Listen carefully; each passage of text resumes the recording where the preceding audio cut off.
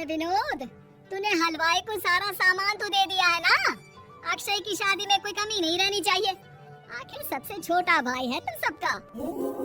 हाँ माँ, आप चिंता मत करो, मैं पूरा ध्यान रखूंगा। मंगल बेटा, तूने तो कहा था कि फूल का ऑर्डर दे दिया है, यहाँ तो फूल पहुँचे ही नहीं। अब क्या बहू की विदाई के बाद फूल आएंगे? माँ, मैंने अभी बात की है फूल वाले से, वो रास्ते में ही है।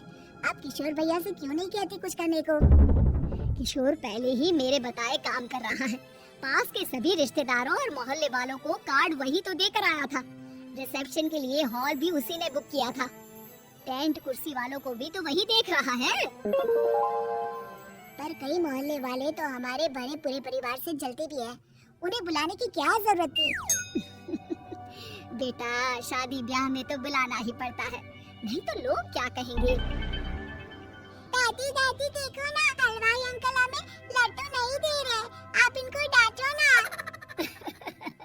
अरे चैन सुख दे देना बच्चों को लड्डू, क्यों तंग कर रहा है इन्हें? बीबी जी, मैं कहाँ मना कर रहा हूँ, लेकिन लड्डू बनते ही ये बच्चे उठा उठा कर खा लेते हैं। अरे मैं तो इन्हें थाल में रख के परोस भी नहीं पा रहा। भागो, अब कोल्ड ड्रिंक पीने चलते हैं। भागो भागो, अब कोल्ड ड्रिंक पीने चलते हैं। जैसे कि आप देख रहे हैं, आज इस घर के सबसे छोटे बेटे अक्षय की शादी है। घर में बहुत चहल पहल है। कुलभूषण की बीवी कमला को फुर्सत ही नहीं है कामों से, लेकिन कुलभूषण और घर के बाकी लोग कहाँ हैं? आइए देखते हैं। अजी, आप यहाँ आराम से बैठकर गाने सुन रहे हो और घर में अभी तक इतने काम बचे हैं करने को। अरे भाई, मेरे सबसे छोटे बेटे की शादी है, इसके बाद तो मैं अब चिंता मुक्त हो ही जाऊंगा। और फिर घर में तुम हो, बेटे बहुएं हैं, तुम लोगों के होते हुए मैं क्यों काम करूं? मैं तो शान से बेटे की शादी में जाऊंगा तैयार होकर। अरे ठीक है, अब आप आराम ही कीजिए।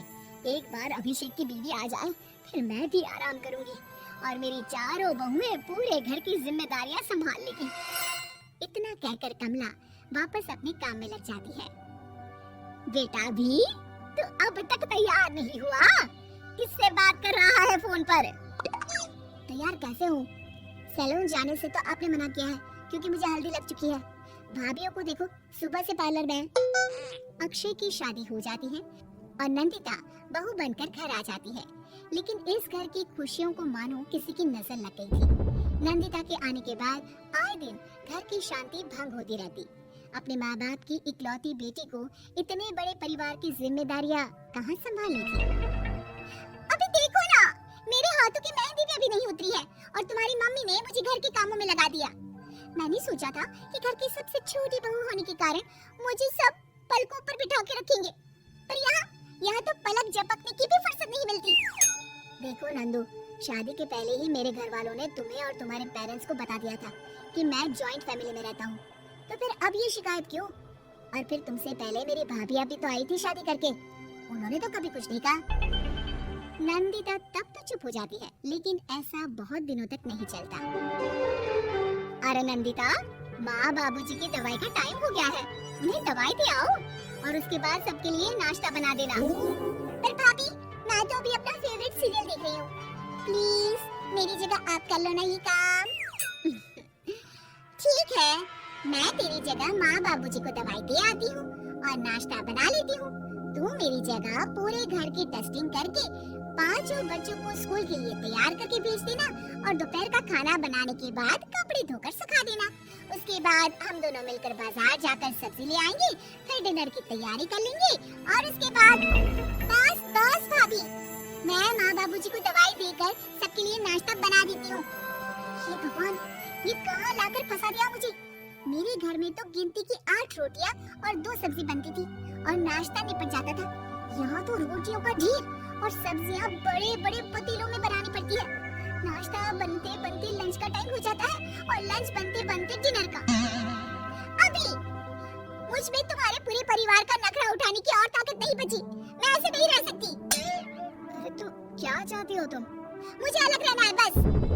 तो ठीक है, हम कल ही शिफ्ट हो जाएंगे किराए के घर में।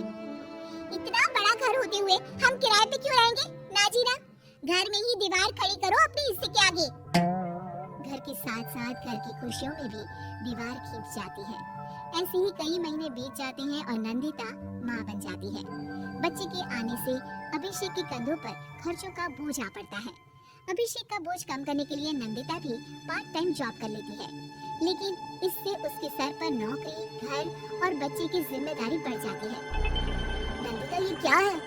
तुमने घर भी ठीक से साफ नहीं किया, ना ही मेरे कपड़े धुले हैं। चिंटू के बाल भी कटवाने जाना था, देखो उसके बाल कितने बढ़ गए हैं। अरे करती क्या हो पूरा दिन तुम? मैं करती क्या हूँ? तुम्हारा नाश्ता और लंच बनाने के बाद चिंटू को डे केयर सेंटर पर छोड़कर आती हूँ, फिर खुद ऑफिस जाती हूँ। पूरा दिन काम करके आने के बाद बिना आराम किए बाजार से सब्जियाँ लेकर आती हूँ, घर आकर खाना बनाती हूँ, चिंटू को देखती हूँ। और क्या करूँ मैं? तो किसने कहा था अपने सर पर इतने काम लेने को? मत जाओ ऑफिस। ऑफिस जाए बिना घर के खर्चे कहाँ से पूरे होंगे?